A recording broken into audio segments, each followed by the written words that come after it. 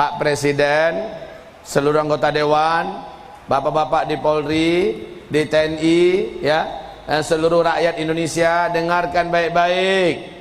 Fase kelima adalah janji Allah dalam Al-Quran surat An-Nur ayat 55. Di fase kelima ini janji Allah ini dalam Al-Quran surat berapa tadi? Surat keberapa itu? Surat yang ke-24 ayat berapa? Ayat 55. Ini janji Allah bahwa ini pasti akan terjadi. Khilafah Islamiyah dan memimpin 100% dunia. Ta'ummul arda, kata Rasulullah, seluruh bumi. Kalau sebelumnya bumi hanya 2/3 saja dipimpin Islam, nanti di fase kelima total 100% Islam memimpin seluruh dunia. Ini janjinya dalam Al-Quran. Kalau bapak macam marah-marah, tak senang dengan khilafah Islamnya, senang gak senang, ini pasti akan terwujud. Dan ini perlu saya sampaikan, mumpung saya masih ada di sini. Saya sampaikan kepada kita semua bahwa wahai bapak dan ibu yang kami muliakan, tolong katakan kepada bapak-bapak kita yang terhormat itu, kalau memang mereka berhak mendapatkan kehormatan, sampaikan pada mereka semua. Semoga di antara kita ada yang punya kenalan baik. Kajian ini dengarkan pada mereka, semoga mereka mau mendengar bahwa fase kelima pasti terjadi. Dalilnya dalam Al-Quran surah An-Nur ayat 55. Kalau begitu pasti terjadi. Yang kedua, dalam hadis ini, hadis sahih, ternyata fase kelima adalah fase di mana Islam memimpin seluruh dunia. Dan Masya Allah, hasil pertemuan yang diperkarsai oleh NIC di New York, 15 intelijen dari 15 negara terkuat dunia telah melakukan pembicaraan rahasia untuk menentukan siapakah memimpin bumi ke depan di atas tahun 2020. Kesimpulannya, hampir 90% sepakat yang akan kembali memimpin dunia di atas tahun 2020 nanti adalah khilafah Islamiyah.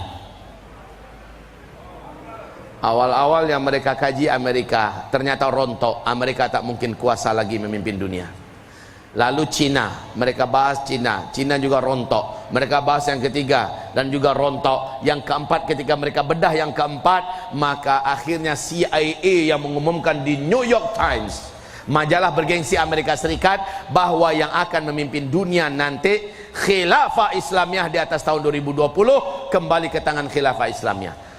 KGB Rusia menyatakan masih di New York Times bahwa puncak jaya-jayanya Islam memimpin dunia nanti dalam wujud khilafah Islamiyah di tahun 2025. Ini mereka umumkan di tahun 2012. Jadi mereka pun punya kajian, Pak, tentang masalah khilafah Islamiyah. Ini sudah kajian dunia. Kenapa Indonesia baru sekarangnya kayaknya kebakaran jenggot begitu ya, panas nggak karu-karuan. Anda senang nggak senang, Anda terima nggak terima, Anda suka nggak suka, ini pasti terjadi. Ibaratnya malam, Pak, ya, ini malam, ini fase keempat ini. Kalau malam itu ada ujungnya? Tidak. Pasti matahari terbit? Tidak. Pasti matahari terbit. Kalau matahari terbit, walaupun vampir dan Dracula, pencinta kegelapan, tak suka matahari terbit, matahari tetap akan terbit. Betul? Jadi yang suka mengambil keuntungan dan kegelapan yang gelap ini hanyalah penjahat-penjahat, Pak. Jangan heran-heran kalau sekarang ini Islam dan kaum muslimin di mana-mana ditekan, dizalimi. Siapa yang menekan dan menzalimi dan menyakiti umat Islam, memerang Islam, itu jelas kelasnya kelas vampir. Kelasnya adalah kelas Dracula. Kelasnya adalah kelas garong-garong, maling-maling, penjahat-penjahat yang memang gentayangannya di malam hari. Fase keempat ini fase malam hari. Dan malam akan berakhir, fajar pasti akan terbit. Dan terbitnya fajar itu ada dua, fajar kadhib dan fajar shadiq. Ngerti tentang fajar kadhib, fajar shadiq kan? Fajar kadhib seolah-olah ada kebangkitan, ternyata itu kebangkitan semu. Hanya baru membuat sadar dan terjaga orang-orang beriman. Ternyata waktu subuh belum masuk. Itu fajar kadhib. Di zaman Nabi yang mengumandangkan azan di fajar kadhib itu adalah Ibnu Ummi Maktum. Kalau Ibnu Ummi Maktum yang azan, berarti waktu subuh belum masuk. Tapi bagi orang yang mau tahajud, itulah kesempatan terakhir. Bagi orang yang mau witir, bagi orang yang mau sahur, mau baca Quran, mau berdoa, itulah kesempatan terakhir, penghujung banget dari sepertiga malam terakhir. Nanti ketika Bilal yang azan baru fajar shadiq namanya. Fajar shadiq menuju sholat yang benar. Memang orang beriman sudah wajib bangun untuk diimami oleh seorang imam sholat di masjid. Maka imam kita nanti di fajar shadiq adalah Imam Mahdi. Sekarang kita masih di masa-masa fajar kadhib, ya. Sekarang kita sudah bangkit, Pak. Di Mesir fajar kadzibnya ketika Mursi jadi presiden. Wah, euforia kemenangan dan kekuatan Islam itu kayaknya nampak. Ya, itu di Mesir. Kalau di Saudi fajar kadzibnya adalah Raja Salman naik jadi Raja Arab Saudi. Coba lihat manuver-manuver Raja Salman membuat kita merasa berharap. Kalau di Turki fajar sodiknya adalah Erdogan. Tapi maaf, hari-hari ini akhir-akhir ini saya agak sedikit curiga dengan Erdogan, minta maaf. Ya, kenapa demikian? Erdogan sudah begitu dekat hari ini dengan Syiah Iran dan Israel. Ada apa? Saya nggak ngerti. Apakah ini adalah fajar kadzib? Iya betul, fajar kadzib. Kalau di Mesir fajar kadzibnya adalah Mursi naik lalu dikudeta oleh Sisi. Ketika itu fitnah dua hema yang membelah umat menjadi mukmin dan munafik. Kan sebelum Dajjal keluar, mukmin dan munafik ya bermunculan di fase keempat ini. Kalau di Saudi setelah Muhammad bin Salman mengambil alih tampuk kekuasaan dari tangan ayahnya ke tangannya, maka sejak itu fajar kadzib sudah diisi oleh terbelahnya antara orang mukmin menjadi orang munafik. Orang yang soleh-soleh, taat-taat, ulama-ulama yang lurus masuk penjara di Saudi hari ini. Nah kaum muslimin, kalau di Indonesia fajar kadzib dimulai dengan penistaan Al-Quran surah Al-Ma'idah ayat 51 di Kepulauan Seribu. Maka terbelahlah umat ini menjadi dua belahan. Umat ini bangkit, itu adalah fajar kadzib. Ada semacam kebangkitan, tapi itu masih kebangkitan semu, Pak. Masih kebangkitan semu, karena kita belum lagi dipimpin oleh pemimpin yang sebenarnya. Nah kaum muslimin, umat terbelah menjadi dua, mukmin dan munafik. Ya mukmin bela Al-Quran, bela Islam, bela ulama, bela negara. Kan begitu kan sekarang kondisinya.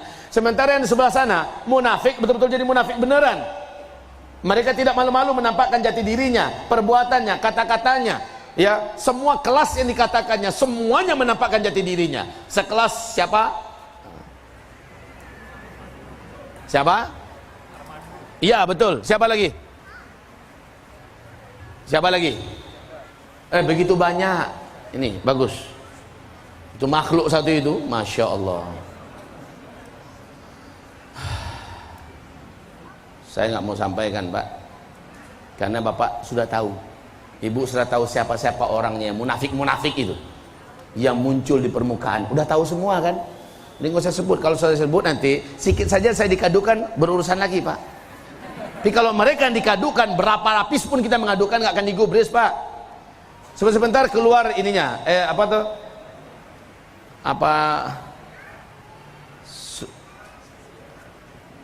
Apa namanya, surat SP3. Masya Allah, begitu cepatnya. Tapi baiklah kaum muslimin yang kami muliakan, fajar kadzib. Sekarang sebentar lagi kita menunggu fajar shadiq, tanda-tanda kemunculan imam agung yang memimpin umat besar di umat Nabi Muhammad ini di akhir zaman. Tanda-tanda ini saya berani mengatakan insyaallah ta'ala kita hanya menunggu tanda-tanda kemunculan Mahdi satu. Kita hanya menunggu ini saja lagi, satu, apabila Baitul Maqdis dibebaskan, lalu diumumkan khilafah Islamiyah di sana. Dua, apabila Arab Saudi, raja yang memimpin sekarang meninggal dunia, tiga pangeran di belakangnya saling berantem, berkelahi, dan mengerahkan tenaga militer dan pasukan mereka saling berbunuh-bunuhan, sehingga keamanan di Arab Saudi tidak lagi ada, sehingga jamaah haji dan umrah tertahan, nggak bisa melaksanakan ibadah. Nanti di akhir zaman kata Rasulullah akan ada tahun di mana umatku terhalang melaksanakan ibadah haji dan umrah. Kenapa terhalang? Karena Arab Saudi lagi bertengkar, lagi kelahi perebutan kekuasaan. Nah kita lihat ini benar nggak terjadi. Kalau tidak berarti aman, alhamdulillah masih lama. Belum tahun ini, belum tahun depan. Itu kuncinya ya Pak ya. Pertama, wafat nggak Raja Salman.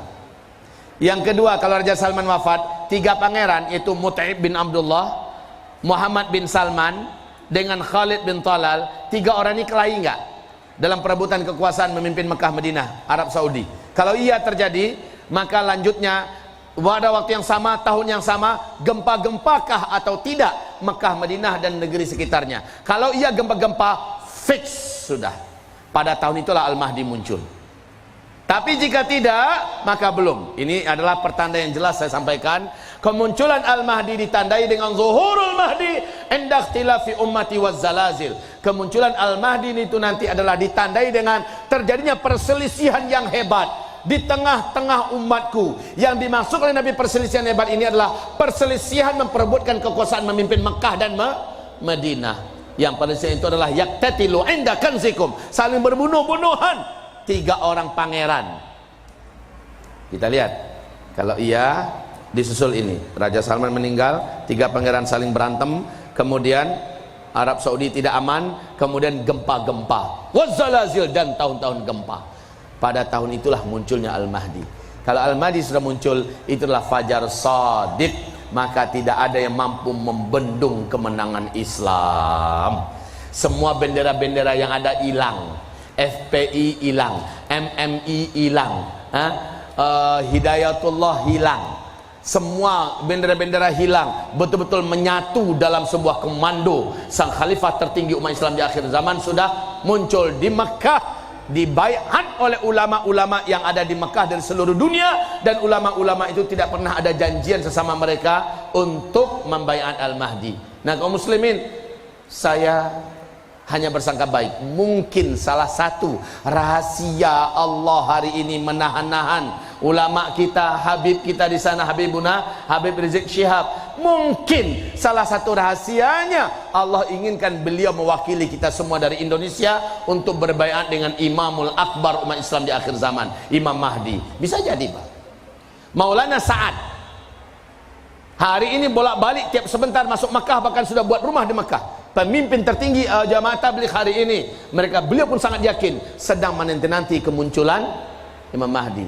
Adakah indikasi yang lebih pasti lagi, Ustadz? Ada. Apa itu? Seorang lelaki dikejar dari Madinah, yang mengejar adalah pasukan dari Damaskus, dikirim oleh As-Sufyani, seorang raja yang sangat zalim saat itu di Damaskus. Dia mengirim pasukan 300 orang mengejar seorang lelaki di Madinatul Munawwarah, dan laki-laki ini didampingi oleh ulama-ulama setia di sekitarnya untuk lari ke Mekah. Sementara yang mengejar masuk Madinah, diobrak-abriknya Madinah sambil mencari. Kalian tahu dengan laki-laki ini di mana dia? Kalian tahu laki-laki ini di mana dia? Ya, diobrak-abrik, anak kecil dibunuh, wanita pun disakiti dan sebagainya agar maksa. Di mana kalian temukan laki-laki ini? Kasih tahu kami. Ternyata ada yang tak mampu disiksa, memberitahu bahwa mereka sudah lari ke Mekah. Yang 300 orang ini mengejar ke Mekah. Nah, sampainya di kota Al-Baida, Allah gempakan kota Al-Baida. Al-Baida adalah sebuah kota perbatasan antara Mekah dengan Madinah, ya. Gempa kota itu terbelah. Seluruh isi kota masuk ke dalam bumi. Seluruh penduduknya masuk ke dalam perut bumi. Yang mengejar tadi 300 orang, 299-nya tenggelam masuk ke dalam bumi. 1 orang yang selamat. 1 orang ini memberitakan apa yang terjadi di Al-Baida. Maka tahulah dunia, tahulah kita bahwa sosok yang dikejar itulah Al-Mahdi. Maka ulama yang ada di Mekah sudah mendengar itu, dengan cepat mereka langsung mencari di mana laki-laki baru yang masuk ke Mekah ini. Ditemukan sedang tawaf, dipaksa untuk mau dibaiat. Engkaulah Al-Mahdi yang akan menyelamatkan kita semua, engkaulah yang akan memimpin kita semua. Apa kata laki-laki itu? Bukan, cari yang lain, salah orang kalian, bukan saya. Tapi dia orang jujur, karena kata Rasulullah, akhlaknya sama dengan akhlakku, fisiknya tidak sama dengan fisikku. Akhlaknya sama dengan akhlakku, fisiknya tidak sama dengan fisikku. Dicari-cari, ketemu, ditangkap, ditanyakan silsilahnya, ketemu dengan Hasan bin Ali, keturunan dari Hasan bin Ali. Kemudian ditanyakan kepadanya, ya, di mana kelahirannya, tanggal lahirnya, berapa usianya. Lah dia jujur, dia nggak bisa dan tidak berani berdusta. Tapi ketika dipaksa untuk mau dibaiat, disinilah dia keberatan. Tidak.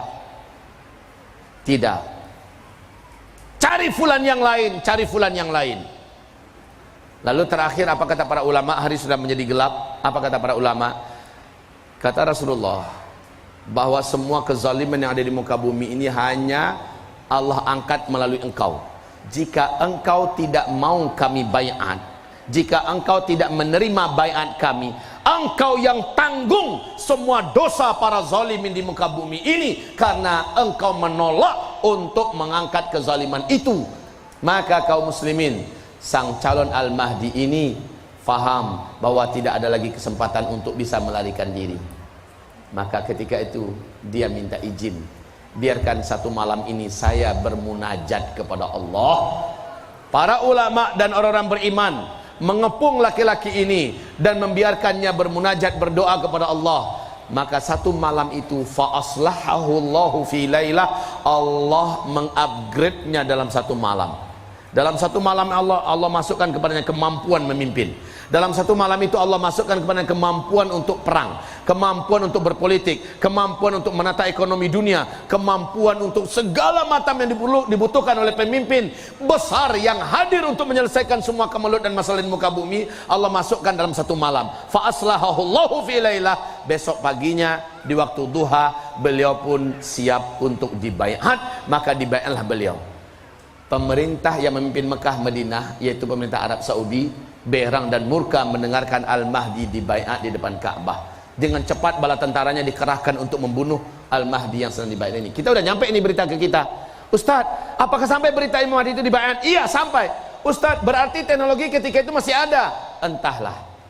Tapi kalau munculnya setelah hantaman meteor, berarti tidak lagi teknologi. Lalu dari mana kita tahu, Ustaz? Ya gampang. Setelah Dukhan, Al-Mahdi muncul. Itu aja indikasinya, Pak. Setelah Dukhan, Al-Mahdi muncul. Jadi urutannya begitu, Pak. Nah, kaum muslimin kami muliakan. Al-Mahdi adalah Fajar Shadiq. Al-Mahdi adalah Fajar Shadiq. Al-Mahdi lah yang menghentikan semua fitnah duhaima ini. Nah, yang terakhir ketika semua gelombang fitnah duhaima ini padam oleh Imam Mahdi. Jadi Imam Mahdi ini muncul, Bapak Ibu, semua kondisi yang ada di muka bumi ada di seburuk-buruk keadaan. Al-Mahdi lah yang menghentikan peperangan. Al-Mahdi lah yang menjadikan negara-negara tegak kembali keadilan. Al-Mahdi lah yang meratakan keamanan. Al-Mahdi lah yang menyebabkan tidak ada lagi bencana-bencana alam. Kenapa? Barakah dan ridha Allah tertumpah untuk negeri-negeri yang sudah dimasukkan oleh Imam Mahdi dan orang beriman. Masya Allah. Jadi kaum muslimin, disinilah Dajjal marah karena Israel hilang, Amerika lenyap. Di sini ada Malhamah Kubra, yaitu perang Islam melawan Amerika dan Eropa, dan kalah Amerika dan Eropa, sehingga Israel hilang, Amerika hilang, Eropa tunduk dan takluk. Disitulah Dajjal marah dan keluarlah ia, muncullah ia. Sementara sekarang Dajjal bagaimana, Ustadz? Saya 100% hati saya meyakini dari hadis-hadis sahih dari Nabi Muhammad sallallahu alaihi wasallam, Dajjal hari ini telah lepas dari belenggunya. Dajjal hari ini telah lepas dari ikatan-ikatan yang mengikat kakinya, rantai di tangannya, belenggu yang ada di lehernya. Dan dalam hadis riwayat Imam Ahmad, Rasulullah bersabda, ketika Dajjal nanti lepas, sebelum ia muncul ke tengah-tengah manusia, pekerjaan Dajjal yang pertama adalah melepaskan dan membebaskan seluruh setan-setan terkuat, setan-setan terjahat yang dibelenggu dan dipenjara oleh Nabiullah Sulaiman alaihi salam. Dan setan-setan itu hari ini sudah gentayangan memimpin setan-setan yang ada di muka bumi dari bangsa jin. Maka setan-setan ini tak akan terkalahkan, Pak. Tak akan terkalahkan. Wahai hamba-hamba Allah, siapa yang bisa mengatasi itu semua? Nanti Isa alaihi salam. Kalau sudah berurusan dengan setan, bukan Imam Mahdi lawannya. Dajjal tak akan mampu dilawan oleh Imam Mahdi, karena Imam Mahdi hanya bisa menyelesaikan setan-setan manusia. Tapi kalau sudah berkaitan dengan setan jin, maka yang mampu menaklukkannya hanyalah Nabi Isa alaihissalam. Paham Bapak Ibu? Paham? Jadi